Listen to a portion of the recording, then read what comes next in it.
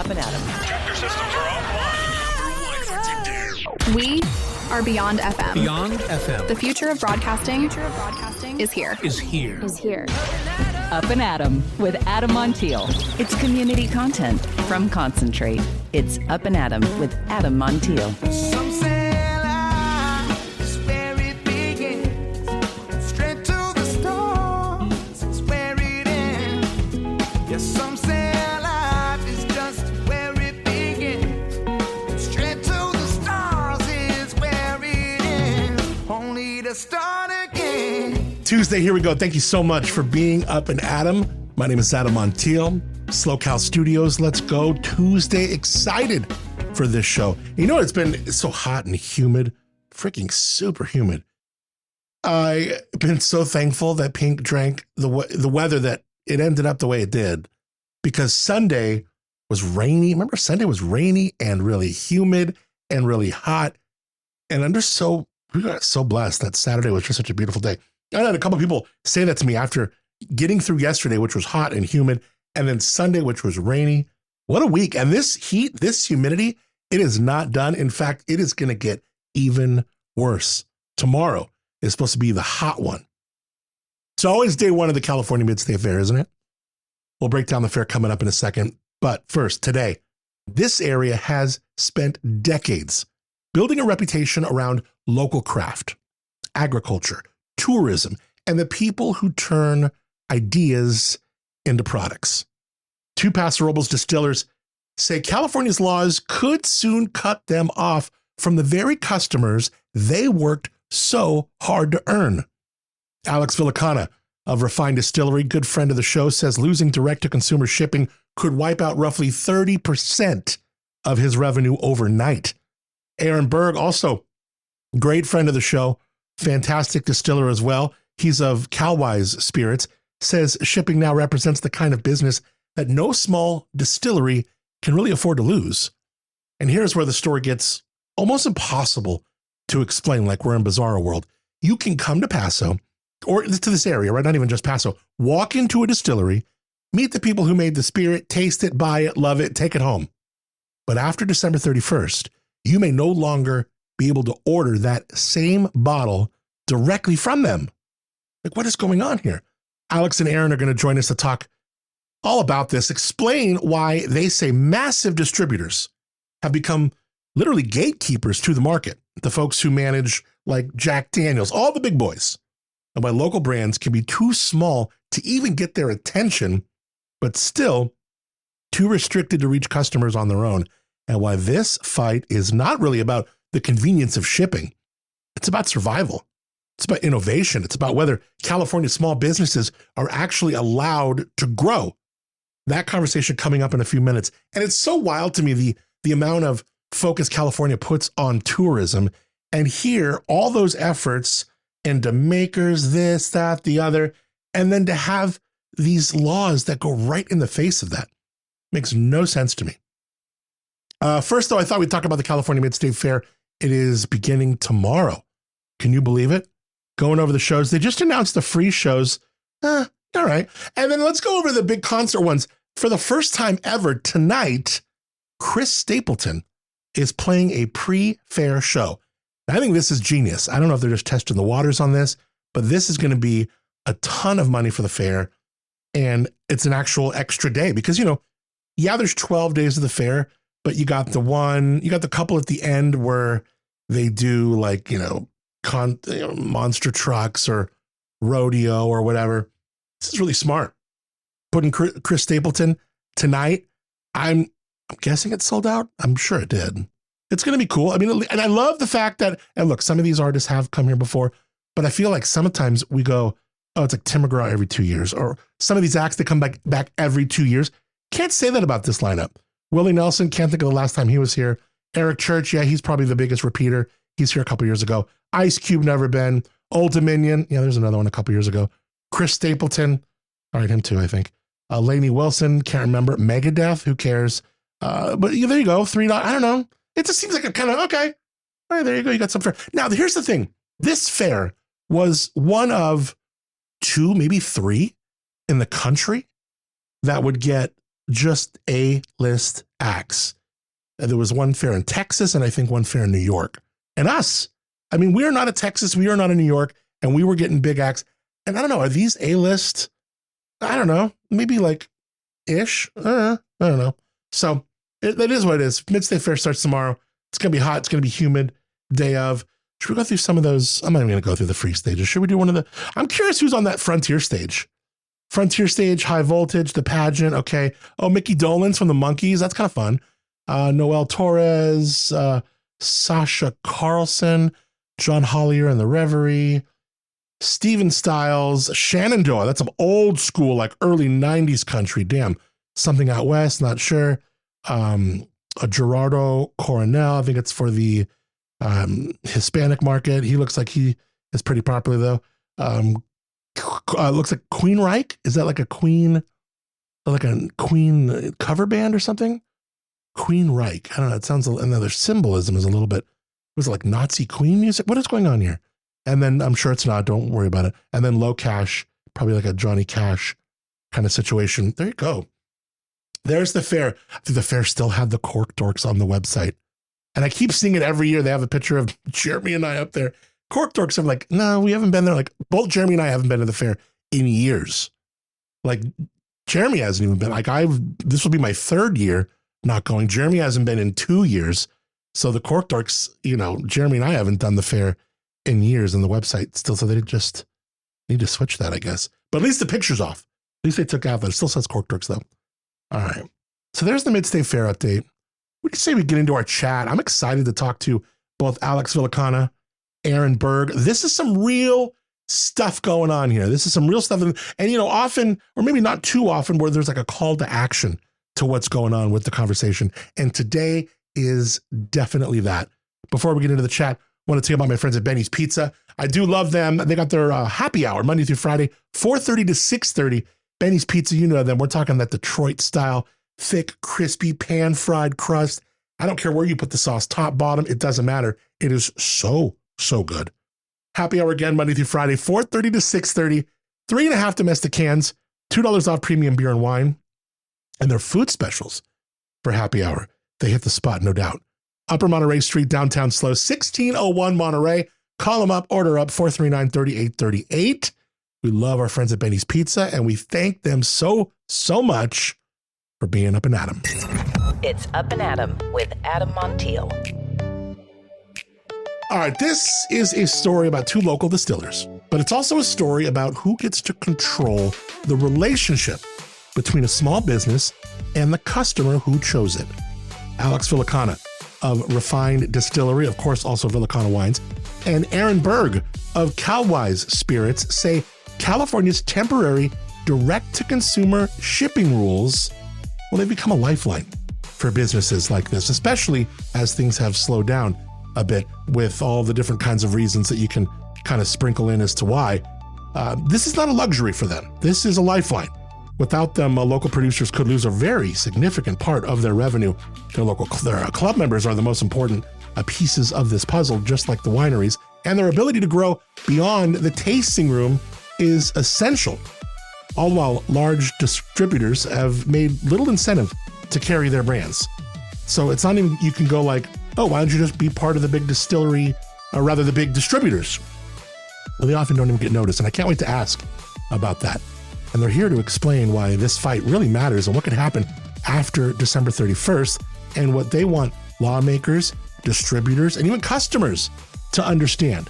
So really want to welcome Alex Villicana of Refined Distillery, Aaron Bergh of Calwise. So let's jump in this conversation with Alex and Aaron. I think we're coming in. I'm trying to get them to scoot closer to each other for the camera. Let's drop in. I can sit on your lap if you want. Woo! We haven't even gotten into the bottles yet. I love it. Guys, thank you so much for being here. Thanks for hanging out, being up and out. I appreciate you.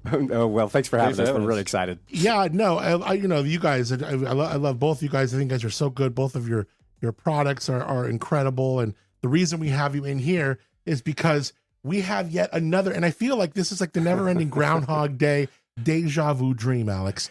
We're always talking about how these distillers have these direct-to-consumer, these DTC abilities to, ship to their customer, but it's because something got maybe held over or a new law, experimental law extended, and then we're always in danger of losing it. So you never feel like you really have it.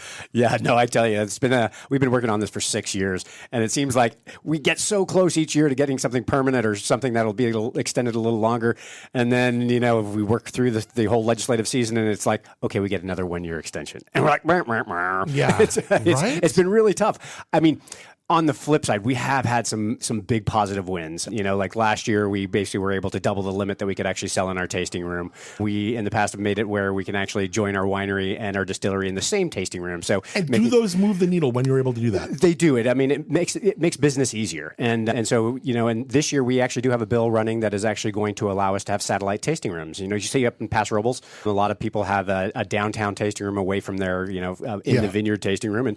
And so we have a bill that actually is sitting on the Senate floor that'll actually allow distillers to actually have a satellite tasting room, which we haven't been allowed to in the past. Are they sprinkling you and like placating you just to not let you do DTC?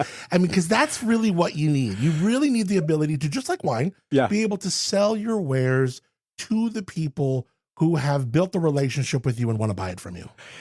I don't know if they're actually sprinkling these little things for us. I think what we're doing is we're like, okay, we're chipping away at some of the easier things that we see. Yeah. And it also gives us vehicles where, because unfortunately we can't get a bill from the get-go that is a shipping bill. It gives us a bill that can move forward relatively safely through the legislature that we can amend and add this DTC language as the process goes forward. And that's what we're trying to do right now. We're in an interesting time. I mean, Aaron, you both spent years building, creating a product, earning someone's trust, convincing them to choose a local bottle over a national name. Not easy. But the moment the customer leaves your tasting room, the law can begin separating you from that person that you just made the relationship with. So, what should or who should own that relationship after the first sale? The distiller who earned that customer, the distributor who moves the product, or the customer who simply wants another bottle? I think the answer there is obvious, is the distiller should own that relationship. We should be able to sell our products to our customers that have bought them before. They shouldn't have to go through this government-mandated middleman that's going to now take a 30+% cut of our sales. It just doesn't seem right. Yeah. Well, and then I would actually say even the consumer. I mean, this consumer should have his choice. If they want to buy something, they should have the ability to get it. I mean, you can get everything delivered. I mean, it's like prescriptions, and you can have marijuana, driven and dropped out. So true. But a bottle of $100 whiskey. I mean, God forbid. You know what? I never even thought of that. We literally have weed being driven to our house. Wow. At what point does regulation start protecting a transaction, Alex, and start really interfering with one?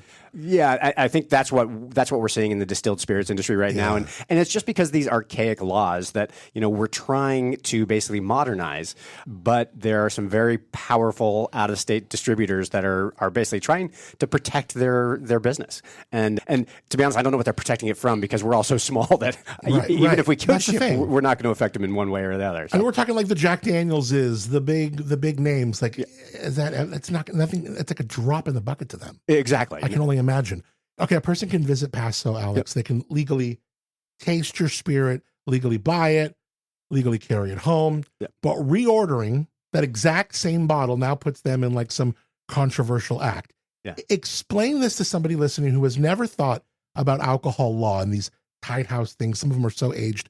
What can they legally do today? What could they lose after if it's December 31st? And what does the distinction make?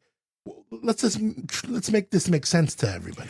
Well, I wish I could make it make sense, but it really doesn't make sense. So, I mean, what you're legally allowed to do right now is you're allowed to actually, whether you walk into a tasting room, go online to an online store, make a phone call to the distillery, you can order and purchase up to 3 bottles, I guess 2.25 liters, and have it shipped directly to your home.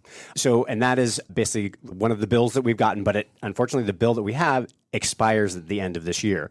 And so as of January 1st, 2027, unless we get this Hail Mary amendment to the bill that we're working right now to allow DTC beyond the end of this year, people won't be able to get our spirits delivered to their home anymore. And so, if you're in San Diego and you'd come to visit Paso Robles and you loved my spirits, but you know that they're not in any of your stores, and you want to basically replace that bottle for a special occasion, you give us a call. Unfortunately, next year, you're not going to be able to do that anymore. Oh, my God. So what they're going to do is they're going to go find out whatever they can at Bevmo or Total Wine or whatever. Right. But unfortunately, it's not going to be a lot of the craft distillers that are here in California.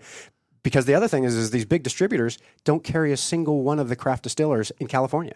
And so we're being locked out by the big distributors, not only from shipping, but even from carrying us and getting us into these. So they won't even put you in their book. They won't even put us in their book. And so a lot of us are with smaller distributors, and we don't even cover the whole state. So we are actually only available in the center part of California. We have a great distributor, J&L Wines. Yeah. But they only go from Ventura to Monterey and then coast to the border. And so, prior to going with J&L, we were with Southern Glazers Wine and Spirits, and we were distributed all across the state. But unfortunately, we were so small, they didn't even know we left when we left. They sent me a letter a year later saying, we no longer want to carry your brand. And I'm like, I sent you that letter a year ago. I broke up with you, dude. No way. So they've absolutely cornered the market in that they're the total gatekeepers, and it's these two big companies. It's a duopoly in California. Okay, so it's Reyes, and then it's Southern Glazers Wine and Spirits. Yep. Mm-hmm. Yep. And both of these, and like Reyes is like Jack Daniels and Tito's. Oh my goodness, Tito's, and then locally they have. I mean, they're a big beer portfolio, and so locally they Firestone Walker is probably one of their biggest. Wow. And so, but when RNDC basically kind of got almost forced out of California, they picked up a lot of the brands that RNDC basically gave up when they left. Yeah. And they're not a California company. This is a Illinois-based company too. That's now coming to California, they have cornered our market pretty quickly because they already have the beer distribution infrastructure here, and now they're trying to tell our state legislator how we should be running our state, and that doesn't seem right. It's not. What can we do? What can we do? Do we think, again, kind of like harking back to that deja vu feeling, we have been saved. Those Hail Marys have come through in the past. Can it happen again? What needs to be done? Yeah, so we are right now trying to engage our consumers and our fans. We actually have a website, and I think you can share that link later. And it basically allows you, with just a couple quick clicks, to basically send letters to your legislators, both in the Senate and the Assembly, as well as Governor Newsom. And it's basically saying, we're not pointing them at a specific bill, but we're just basically asking those legislators to basically find a solution so that these small craft businesses, a lot of family businesses, can stay in business. Because, the concern is the alcohol industry is kind of going through some pains right now. And if we lose this right to ship directly to consumer, I personally could probably lose 30% of my revenue overnight. And I got to be honest, that could be a backbreaker. And so we've already been seeing doors close, and, I'll have to figure out how to keep mine open, but it's going to be challenging. It's definitely a different time than we saw, 6-7 years ago. Yeah. Well, opponents could describe direct shipping as a convenience, but it's funny from them because you can get Jack Daniels in any 40, 50 yards, 500 yards from me, anywhere I am in this county, I could probably find Jack Daniels for sale. Yeah. But it's not the same for you guys. This is more really like a lifeline for you. It's not just a convenience for you guys, right? Aaron, what does that word when we're talking about a lifeline, are we talking about making business easier, more convenient? Or are we talking about really deciding whether certain California distilleries can remain viable? I think the latter. I think that this is our way of remaining viable, is being able to ship. Because we've been doing it for 6 years. Thank God we were allowed to do it starting in 2020 when COVID happened, and we've been able to do it for 6 years. By the way, responsibly, there hasn't been a single recorded case of a minor getting alcohol shipped to them from a distillery, which is always what the distributors try to say is, if we open up the floodgates, minors going to be drinking left and right. They don't want to talk about their own brands. That minors are really drinking their brands, not craft distillers. Yeah, so right. They won't talk about that. But we've shown we can do it responsibly for 6 years, and a lot of us have built our businesses on this, and we're now to the point where, myself, Alex, every other distiller, about at least a quarter of our sales are people who have joined our club and live out of the area and want their club packages shipped to them, or want to be able to get bottles shipped to them outside of that. And if we lose that, what business can survive when 25% of its sales just disappear overnight like that? Yeah, I mean, the traditional argument is that like the distributors, like they provide scale, right? Logistics, compliance, access to retailers, and those are real functions. But a system can provide value and still fail the smallest people inside of it, and that's what this does. It's really just, it doesn't seem fair to me. What happens, Alex, when you approach, let's say you do approach a major distributor? Do they reject you, ignore you, accept you, but deprioritize you? Like, you can't even if someone said, we'll play in this arena, you can't really. Yeah, no, unfortunately, the big guys, the Southern White and Spirits and the Reyes, they just ignore you. You could send your products there. They have no interest. We are so small that we are actually more work to them than it would be worth bringing on. And so, and that's why I don't actually understand their argument, because what we're trying to do is we're trying to build a customer base. And so if we have direct to consumer shipping, we can start building that customer base, hopefully start building our brands so we can get big enough that maybe they will want to pay attention to us. And maybe we can be profitable for them. But by removing this path to market, they're almost guaranteeing that we are not going to get there. And so it's a real shame, because, the cool thing is we're all trying different things. And, you never know what's going to be the next Tito's and maybe that next brand that is going to take off. But, that's one of the things that I think they're not seeing, through all of this, is that some of this could actually really help them in the long run if we can kind of build some of these craft distillers into something more. Yeah, innovation happens at the small business level. Yeah, it's true. not big companies are innovating. It's the small companies that are innovating, and we're creating the innovation that the industry very sorely needs right now. Okay, let's put on their hat, like their lens, and like fairly, how would we kind of fairly assess their point? I mean, what could they possibly, because it doesn't even seem to be like, it's just, there's so much big money behind this. It feels insurmountable, but what could they possibly say? I just don't know. Yeah, and that's the challenge is we don't know, because they're not even willing to come to the table. The only thing they keep coming to the table with is precedent. We don't want the precedent. And they're like, okay, if it happens in California, it's going to happen everywhere else. But again, it's you look historically, and you see what happened in the wine industry. Which is not a bad argument, because it probably will. Well, if something happens in California, but it already has. Doesn't mean that's bad, though. There's like a dozen other states that are allowing their distillers to ship, and so California is actually behind. Okay. California should be leading the way on this sort of thing, and we're not. That's interesting. So there's almost a dozen states already that allow, if you purchase there. Are some of them good states that are promoting, like making good product? Yes, like New York is one of them. Unfortunately, New York's law, though, you have to allow New York distillers to ship into your state for us to ship into New York. And so as soon as we lose the ability to ship in California, we will no longer be able to ship to New York. And so it's almost a double. If we lose California, we also lose New York. Oh my gosh, interesting. So yeah, for me, I was going to say history kind of shows that if you allow DTC, you're actually going to grow the pie. You see what happened in the wine industry in 1985. It was a $4 billion industry then. Wine is now 20, 30 billion. Even in these downtimes, we were still way ahead of where we were back in 86. Great point. And so I think by doing this, and if it sets precedent and it spreads across the country, we're just going to make the pie bigger, especially because you're going to be getting these novel kind of spirits that nobody's ever seen before. And what's going to happen is, Brown Forman's probably going to see one of our products and they're going to go, I like that. And they're going to scale it, probably steal the blueberry whiskey that you're producing. Yeah, right. No, that's the thing we're talking about, right? Because we talked about the small guys are the ones that are innovating. And when you see that, what could they really be? Maybe there would be something catching on, but you're right. They would just, reverse engineer it, carbon copy, Control C, Control V, and make a bunch more of it. Yeah. You see what that in the RTD business right now. Yes. The big guys have taken over that High industry. Moon, or what's it? It's High Noon. High Noon. That one, yeah. Yeah, and you look at like Jack Daniels and Coke, and right. they have basically just taken over that RTD market. And I would say 10 years ago, it was a pretty neat market to get into, and a lot of the small guys were in it. Exactly. But now it's so saturated by the big guys that it's even tough for the craft guys to do it. Even when they do catch on to what the small guys are doing, the trendy things that are happening, the innovative things that are happening, they still have the ability to take it right over, scale it, probably outperform within a couple years' time what the small guys were doing. So, and they're not going to lose that ability. Yeah. It's so interesting to me. Yeah. I did reach out to the folks at Reyes, and I will to also Southern Southern Glazers Wine and Spirits. Southern Glazers, yeah. Glazers.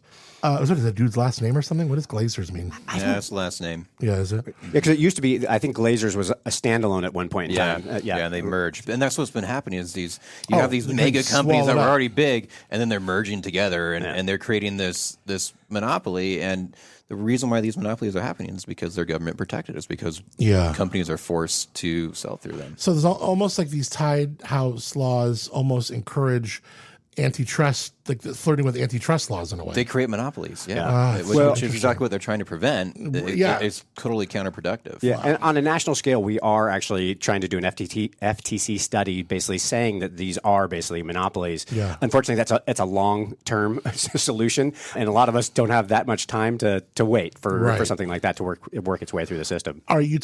When you talk to lawyers, when you talk to lobbyists, when you talk to all the people that are way smarter than you guys in getting things done, what are they telling you? They're like, "Oh my God, I feel for you, but you're screwed," or are they like, "We got this"?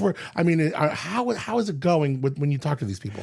At the beginning of the year, our lobbyist was actually hopeful. And so I think our lobbyist, he's actually Senator Dodd, who was actually a long-term senator. He was actually the chair of the committee that all alcohol laws have to go through, and his chief of staff. And when Senator Dodd termed out, they started their own lobbying firm.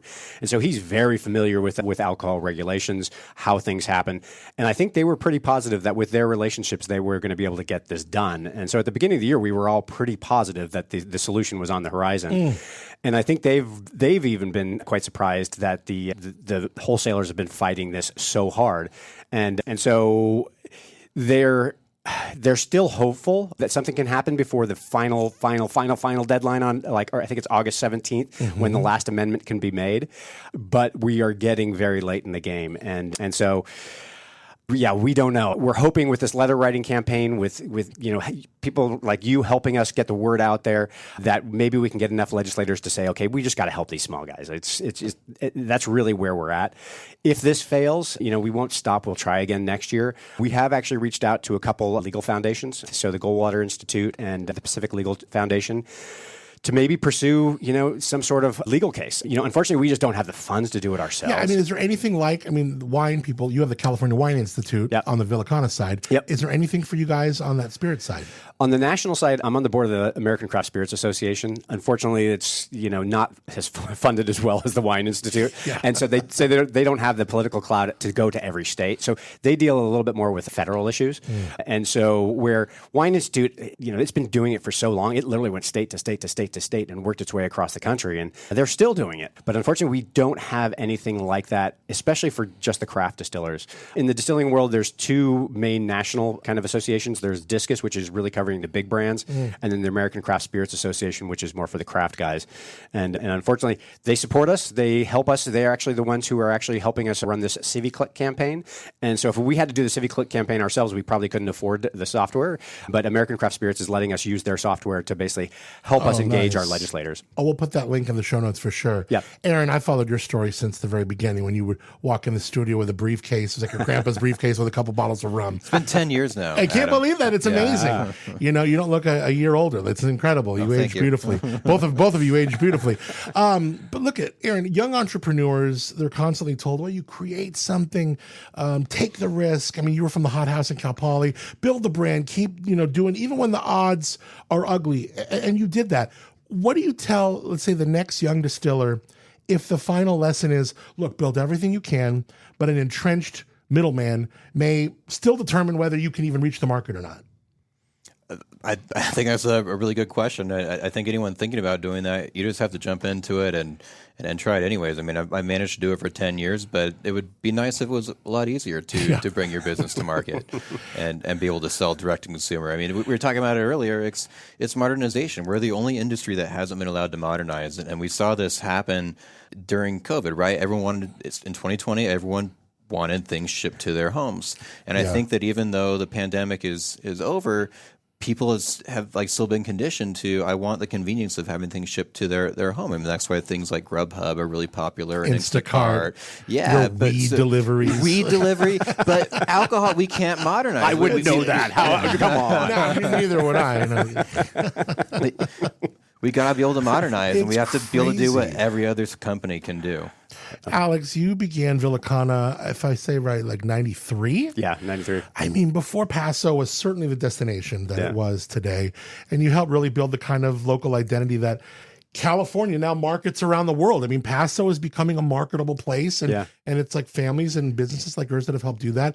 After more than like 3 decades of contributing to this region, what does it feel like to still have to convince the state that you should be trusted to send your own legally produced product to your adult customer? It's actually been really kind of eye-opening to me. I thought this was actually going to be relatively easy when I first started into the kind of the legislative kind of the part of this business, and because it just makes sense, and to see what agriculture contributes to California, I would think that the legislature would basically want to help agriculture, and that's really what we are. I mean, we're taking a lot of these agricultural products and producing them into spirits, and so you would think that it would be a no-brainer for people to support this effort to let us grow and help California continue to be the leader in agriculture as well. It's so true, and I boil inside as you say that, because you're so right. But even more than agritourism or agriculture, I think tourism is a big thing. And California invests heavily in tourism, regional identity, culinary travel, the art of bringing home a piece of this place. Like, they do that so well. Yeah. And here we got 2 branches of California policy literally working against each other. Yeah. And I mean, like you were saying, though, 3 decades here, it's amazing how tourism has grown here in Paso Robles. Sure. I mean, it's wild. I mean, I would have never believed that we would have had, more distilleries than we had wineries when I first got involved in this business. Yeah. And so it's really crazy to see that. But yeah, tourism and agriculture, I mean, that's really what we're trying to support by starting these businesses and keeping them growing. It seems like, I don't know, if it just feels so silly, like, what do you think, we're going to like put booze on Amazon or something? And it's like, no, these are thoughtful ways to do this. Yeah. We've been doing it in the wine community for a long time. Yeah. We're going to talk about some call to action things that people can actionably really do after hearing this news. Before that, I want to kind of get into both of you, what the brands are doing. Yeah. I'm a fan of both of your brands. You both brought some really exceptional new things in. Watermelon moonshine, say what? What is that? What my girlfriend, Lainey Wilson is one of my favorite singers. Oh, is she? And with her coming to the fairgrounds, I was like, okay, we're just going to do a kind of a one-off kind of fun something. And so I actually bought 1,000 pounds of seedless watermelon, juiced them, added them into some of my clear spirits, and made a kind of a really fun watermelon spirit in honor of the fair this year in Lainey Wilson. Oh my gosh. So anyway, but we also are we hoping to get some of this in her hands? Does she know about? Knowing you, she probably already has it in her hands. No, she doesn't have it in her hands. I'm actually going to drop one off at the fairgrounds tomorrow, just to never know. Maybe never know. I've literally seen people do this. Okay. I mean, I remember Joe Barden had a wine called The Last Dance. Is that The Dance, the Garth Brooks song? Yeah. And like get it, and it eventually got into his hands. Oh, did it? Okay. Back at the first. So who knows? Who knows? It could happen. Yeah. And then we got our limoncello coming out, which is everybody's favorite, during the summer, and so that's a new one. And then we are actually producing. I think I might have talked to you about. We are actually doing a single malt, actually grown from the Work Ranch out on the east side of Paso Robles. Wow. And so that'll be our first single malt and our first one that's like a really scaled, locally grown grain, which will be a lot of fun. And so that'll probably be releasing next year or so. But those are some of the new things that we've got going. Now, you're doing this for your girl, Lainey Wilson. Yeah. What about, you have one of the most beautiful wives in wine country. What if she wanted to do a whiskey for Chris Stapleton? Are you going to be letting her do a little Tennessee whiskey for Chris Stapleton? Absolutely. Hey, man, he's got a great voice, so I wouldn't blame her one bit. That's going to be a fun, we got some fun shows coming up. I'm excited. This is great. Let me take a little sip of this. Absolutely. Is this literally, and I'm just going to take a little on my lips, is this like it's not really moonshine, right? It's not like a vodka? It's basically a watermelon flavored vodka for all intents and purposes. Oh my gosh. What's the ABV on this? It's 40%. Oh, it's beautiful. So So it is moonshine is basically not a technical type. Isn't that good? Not a technical type of spirit. It's basically like untaxed. Paid is the kind of what moonshine is supposed to be. But we are paying our taxes. Yes. How did he not have you at Pink Drink? My event with this. I should have. I don't think I I would have asked you. I should have asked you to pour this next in. year. Yeah, I actually look at that label. It's like made for Pink Train. it's definitely made for Pink Train. Our event. That's beautiful. And that bottle's for you. So go ahead. Yeah, my mouth's been on it. I guess we're not He's like, I'm claiming that bottle. Yeah, that is beautiful. What is the latest with Refine? How do we taste? How can we really get involved and learn more? And then are there any other new SKUs that you've added to the portfolio? Yeah, so this is the newest one. I mean, then we have all of our traditionals: the rye, the bourbon, the cucumber vodka, the limoncello. What? Kumquat is actually going to be retired. Okay, so a little too tough? No, Too it's much? Just, it was very niche, and it was. I think for me, I love kumquats, but for a lot of people, they were too sour, too bitter, and so it was fun. Yeah, fun while lasted. Yeah, so watermelon is this year's. Who knows what will come out with next year? Pounds of watermelon did you get? It was 1,000 pounds of watermelon, and so we had to basically hand slice them, juice them, and basically put them in.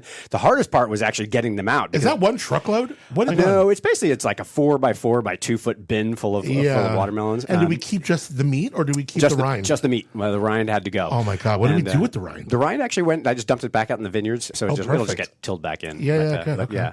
So Interesting. So anyway, but getting the watermelon out, I think I cursed for like 3 days trying to figure out how to get it separated, but finally figured it out. That's the first thing I thought. Are even the white seeds a bitch to move? Oh, yeah, the total bitch. We didn't. So they were seedless, but seedless have the white seeds. Yeah, but it's fine because they're soft. You eat them and they're fine. Yeah. So, but so we ended up having to like use cheesecloth to basically strain the fiber out, and then kind of anyway. It was how much you make of this? About 100 cases. So this is probably $600 a bottle. For as much labor that went into it. That's what I'm saying. It's priceless. Yeah. No. What do you guys price it at? It's $48 a bottle. Beautiful. Yeah. That is yummy. Yeah. I could that on its own.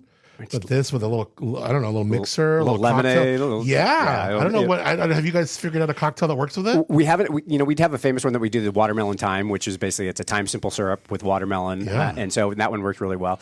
But honestly, it's really easy drinking on its own because it is literally just watermelon juice and our vodka, and so it's got the natural sweetness. We did add a little lime in there, just add a little bit of a touch of tartness to it. Yeah. So I mean, on ice would be just fantastic during summer. Good for you. Yeah. Good for you. That's awesome. Yeah. All right. Let's talk about the latest with Calwise. We're there right off the freeway. How do we taste you? How do we find you? And then we'll talk about this beautiful bottle here. Yeah, Calwise Spirits Company, 3340 Ramada Drive, right on the freeway. As you're getting off to go to Tin City down there, you can pull into Calwise and stop at my place first, or on the way out from Tin City, and try my variety of spirits. So I first started making gin and rum when I met you 10 years ago. That's all I had. But in recent years, I've been leaning more into whiskey.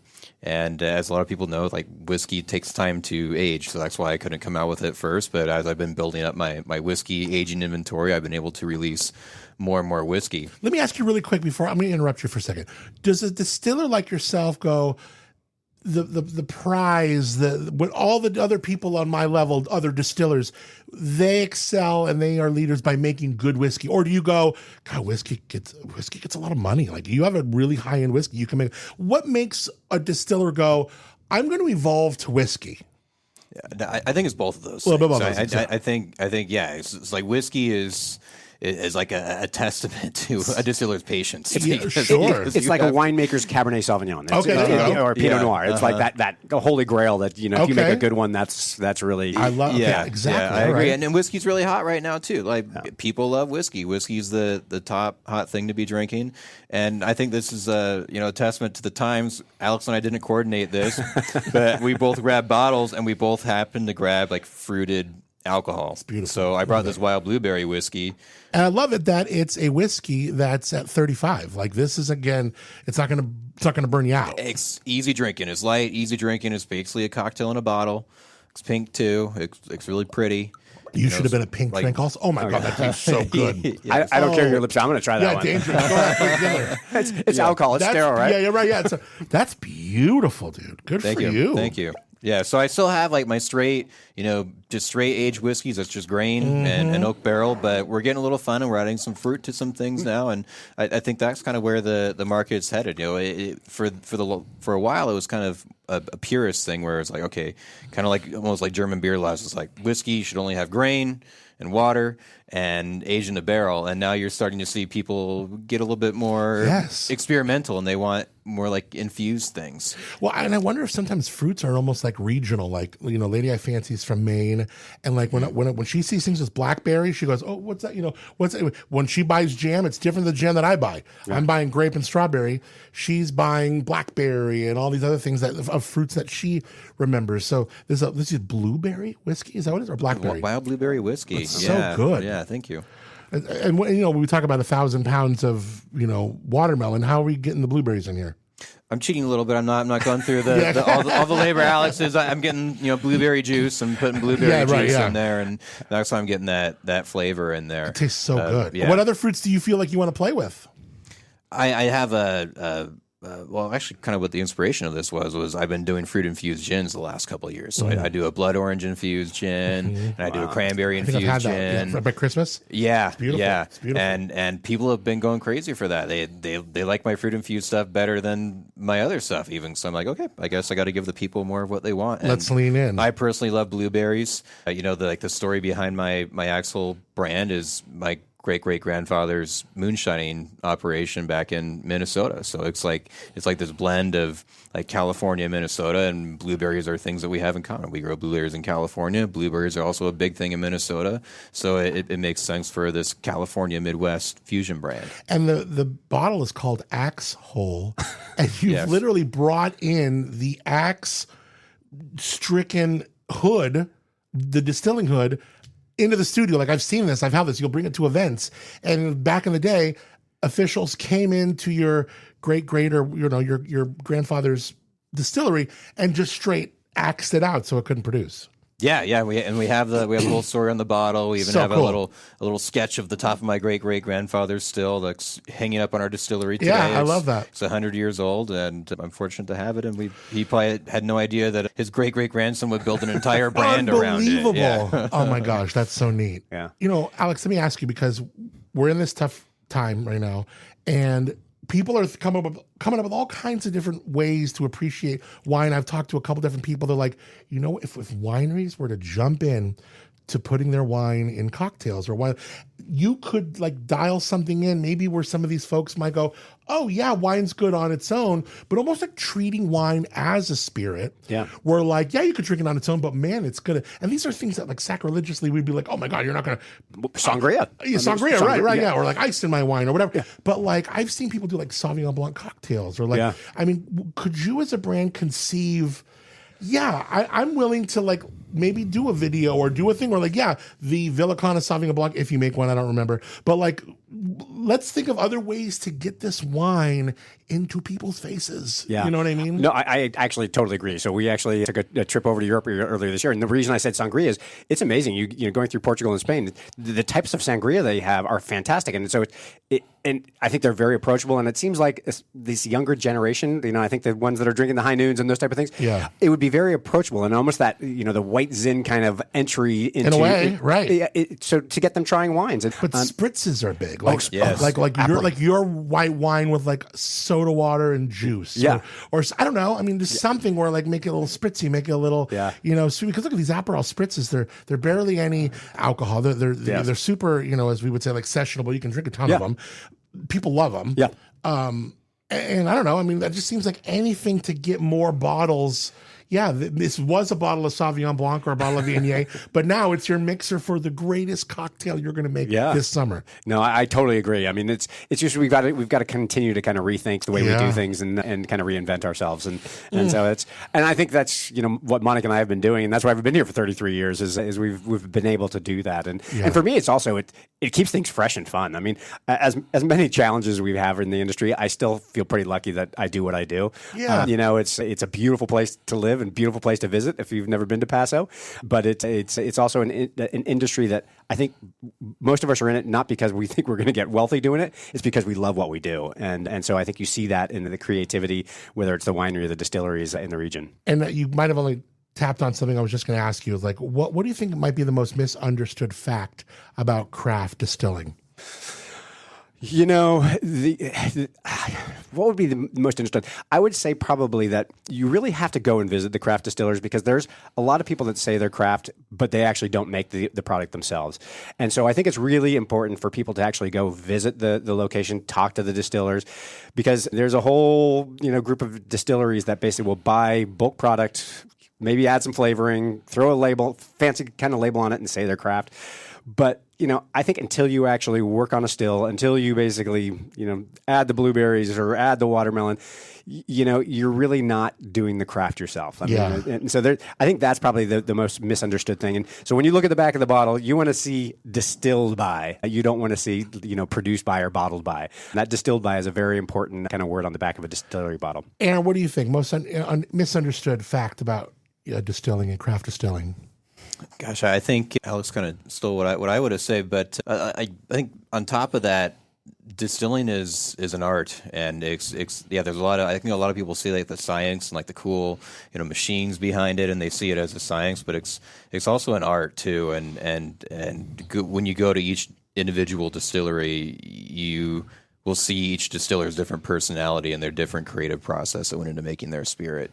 What is the one bottle, I'll ask you both this, the one bottle that you would send to Daddy Newsom, to John Laird, one of our, any one of our government people? It's like, this is how special what we are doing. What would be your bottle that you would send up there? My bottle would be the limoncello. I mean, it is just like liquid dessert, and every time somebody tries it, they're just blown away. Yeah. And so you're not going to get that from a store-bought limoncello. I mean, this is something that mom or dad Italian back in Italy made. And you've been doing that for like 15 years. How long? We're fine. Are we almost 15? Yeah, well, we were 15 years old now. I'm just like, you've been doing that since the beginning. Oh, since the beginning. Actually, it was my best friend's dad that kind of introduced me to limoncello, and so it's his family recipe. And I always say it's like every Italian family has the best family recipe. They're all the same basically, but it's really just the passion that goes into it, the making sure that the care, the right type of lemons, and then basically sweetening it to taste. And so it's definitely the one I would send to somebody just to show what craft spirits are really all about. What are you sending to them? I'm going to send Daddy Newsom a bottle of my barrel-aged gin. Oh, I love it. Because I actually used to do business with his business, because a lot of people forget that Newsom has Plump Jack, which he's in the alcohol industry like us. And I used to sell my gin to Plump Jack, and they would sell my gin through Plump Jack. So I sent him my barrel aged anniversary edition because they used to sell my gin. That's appropriate. And I think for what it's worth, my understanding is that he's supportive of what we've been doing, and he's always signed our bills in the past. It's just individual. It's got to get the legislator, and these individual legislators need to get the bill in front of them to sign it. Both of you in the distiller movement here, the Paso Robles Distillery Trail, this area, you two are the most out there fighting for this. You're going up into Sacramento. I've seen you all over the cable news stations, whether it was you're fighting for, like, why is the FDA coming down on us for making hand sanitizer for first responders? Like, blow your mind, retarded. And then there's like the stuff you've been doing with lobbyists, and like you guys fight for your jobs here. It's hard enough to like have the job, live the life full-time, more than full-time. You're owning businesses, but you're fighting for your jobs. Why do you both do it? We'll ask you both. Alex, go ahead. I look at this as kind of as a community. Like, why do you put yourself out there the way you do? It's a compelling thing inside of me that I want to make things easier for people that I work with. It's growing up or kind of building the winery in Paso Robles, it's almost felt like a family. I mean, there's so many of these, winemakers up here. I've known, my whole business life, and we've all done it together. If you run into problems, you give somebody a call, and they, pop over and help out. And so when I started the distillery, it's like I felt that same compulsion to basically kind of help out, and I saw the challenges, and I think I had a different vision of the challenges because I did have that wine background. A lot of distillers didn't have the background I had, and so they didn't see the benefits wineries had that they didn't have. And so as soon as I got involved in it, I'm like, okay, we've got to change some of these things because if we're going to be successful, we've got to do it. And I don't know, I've never, my wife always tries to teach me how to say no, but it doesn't come out of my mouth. And so when people ask for help, my first reaction is yes. So, and so that's what I continue to do. Yeah, you guys are both a blessing to this business. Love you both. Yeah. Aaron, let me talk to you. Go ahead. Yeah, I have a hard time saying no to that. Yeah. That's definitely part of it for me. And maybe this comes down to my parents, that they instilled in me that you always have to do what's right and you have to stand up for what's right. And I'm a big history buff, so like you look at societies throughout history, and societies collapse and don't do well if people don't stand up against things that they see as being wrong. And this is just one thing that I see as being wrong. And yeah, sticking my neck out, it could come back to hurt me in some ways, and it has before, but you have to stand up for what's right. That's what keeps society running. Yeah, I love that. I love that about you, dude. Let's give out websites, how people can taste these beautiful wares. What's going on with Calwise? How do we learn more about you? Go to Calwise Spirits, say CALWISE spirits.com. All right, cool. Put links in the show notes. Get your taste on. Do you need an appointment? You don't need an appointment. No, just walk on in. If you want to do a distillery tour, we do that. You just need an appointment for that. But if you just want to come in and taste, get a cocktail, get some food, just walk on in. So you can come in, not even like go through the lineup. I just want a cocktail with your juice in it. Boom, and I can do that. Sure, You can almost feel like, I love that. Yeah. I love that. How do we learn more about Refined? So refineddistillery.com, REFIND distillery.com. We are on the west side of Paso Robles on Adelaida Road, so 2725 Adelaida Road. We're open 7 days a week, 11 to 5, and just stop on in. You don't need an appointment.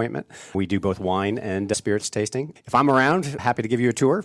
We have a pretty small, tight staff, but they really know what they're doing. And our whole thing is education. So if you want to learn about distilling and learn about wine, we're happy to teach you as much as you'd like to know.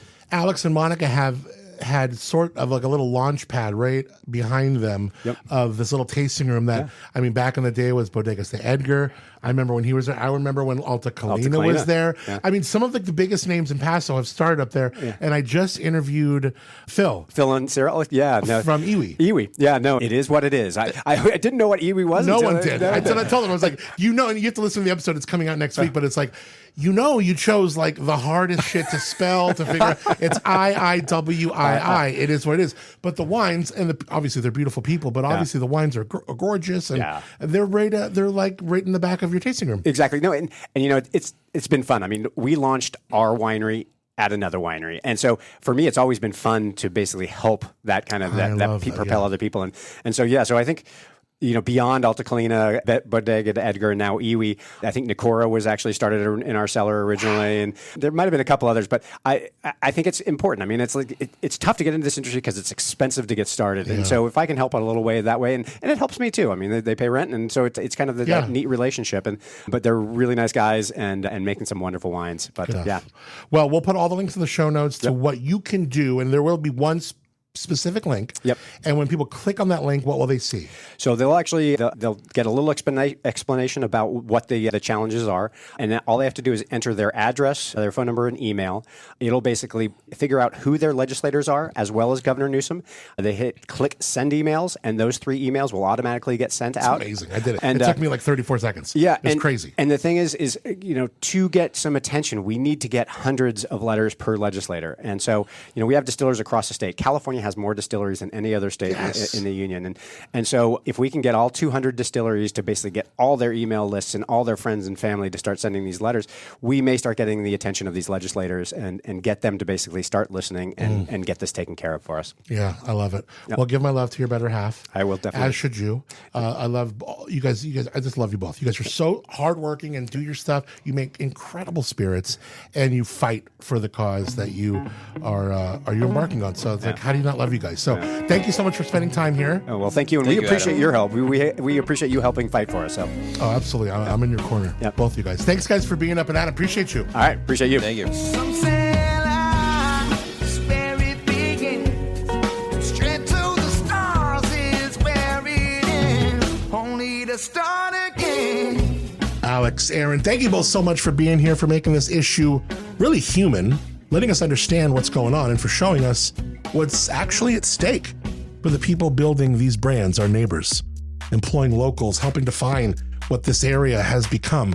To learn more, visit refineddistillery.com, also calwisespirits.com, and don't worry how to follow them, all their notes. Also, an article that we talked about in that interview rather. I want you to read that article, and then the link to actually make your voice heard. It's so quick. I mean, under 30 seconds, easy. There's a link in there. It says act. Click this link. Please check that out. take 30 seconds, and you just put your name, your address. It'll load up, like Alex said, your elected officials, and it literally sends them the email within one press. Easy. It's so easy. Those links are in the show notes. So thanks for considering them and checking them out and making a difference. All right, what a show. Lots going on today. I want to thank our friends at slowfreeparking.com for being up and at 'em. Really, slowfreeparking.com, the website is something we put together, but it's the businesses behind them that is important. And that is La Esquina, beautiful Mexican restaurant downtown Slow. And that is Mama's Meatball, beautiful Italian restaurant downtown Slow. And Mistura, a beautiful Peruvian restaurant downtown Slow. They understand that parking downtown has been an absolute cluster F, and they are now validating parking, making it completely free to park and enjoy their restaurants. So if you want to go to slowfreeparking.com, you can link up to these restaurants. In short, it's really easy. You just park in that new structure on Napomo and Palm, and then go to one of those restaurants. Bring in your ticket, they'll validate it, and guess what? Boom, you just parked for free. So go to slowfreeparking.com for more, and please show some love to La Esquina, Mistura, Mama's Meatball. Let them know you heard them on Up and Adam, and when you go in there, I think at Mama's Meatball and Mistura, they're even giving you a free sauce. He makes and retails that Peruvian Mistura sauce, and he said he's giving it out to people who say, hey, I heard you on Up and Adam, so you can go get in there and do that. Also want to give love to my friends at the Mountain Air. These guys are downtown Slow. They're just awesome.